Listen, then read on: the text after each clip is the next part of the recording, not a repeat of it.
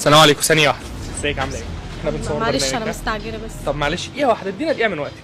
معلش انا مش عايزه اصور دلوقتي. لا بصي، هو الموضوع يعني أسئلة دينية خالص، ما تقلقيش خالص. لو ما عجبكيش الموضوع تقدري تمشي عادي. هنسألك 5 أسئلة، لو جاوبت عليهم هتاخدي الايفون ده.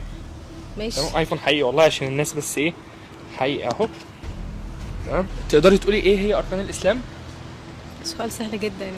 طب جاوبي. شهاده ان لا اله الا الله وان محمد رسول الله، اقام الصلاه، ايتاء الزكاه، صوم رمضان، حج البيت لمن استطاع اليه سبيلا. ما شاء الله ما شاء الله، يعني نصعب الليفل. لا لسه هم 5 أسئلة. تمام. نصعب الليفل شوية. صعب شويه. طيب تقدري تقولي لي في كام حزب في القرآن؟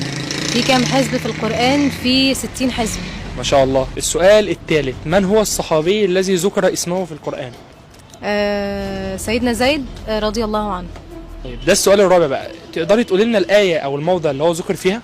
أعوذ بالله من الشيطان الرجيم، بسم الله الرحمن الرحيم. فلما قضى زيد منها وطرا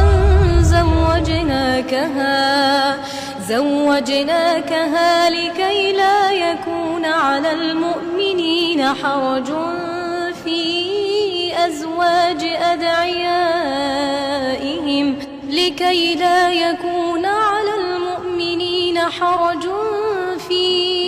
أزواج أدعيائهم إذا قضوا منهن وطرا، وكان أمر الله مفعولا. أنا مصدوم ما شاء الله. جاوبت 3. لا 4. كده جاوبت هو 4. أنا كده الآيفون بتاعي خلاص صح؟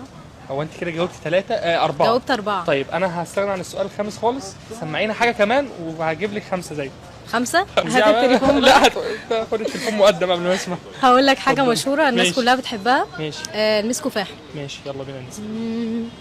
المسكفاح المسكفاح لما ذكرنا رسول الله، والنور لاح النور لاح لما حضرنا أبا الزهراء. أشكي لمين وأجدي وحالي الله الله، وأقول لمين النبي غالي الله الله.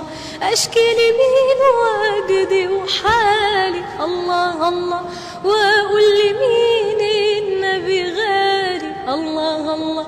إيه اللي غير أحوالي غير الغرام برسول الله؟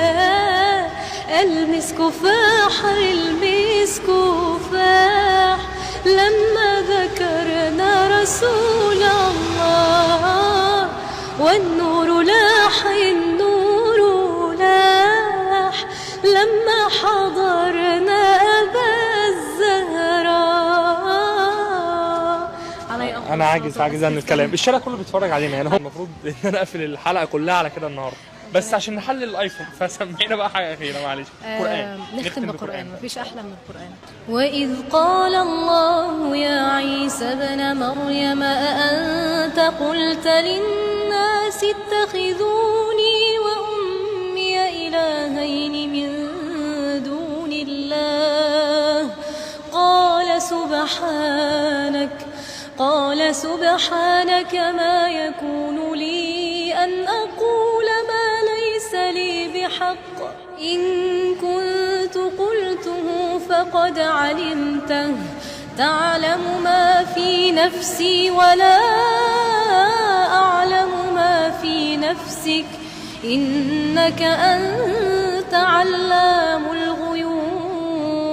ما قلت لهم إلا ما أمرتني به، أن يعبدوا الله ربي وربكم، وكنت عليهم شهيدا ما دمت فيهم، فلما توفيتني كنت أنت الرقيب عليهم، وأنت على كل شيء شهيد. صدق الله العظيم. مش هقدر اتكلم، ده احلى ختام لليوم بجد والله. انا يعني ربنا يبارك فيك، اتشرفت بيك والله. ربنا يكرمك، انا اسعد. شكرا.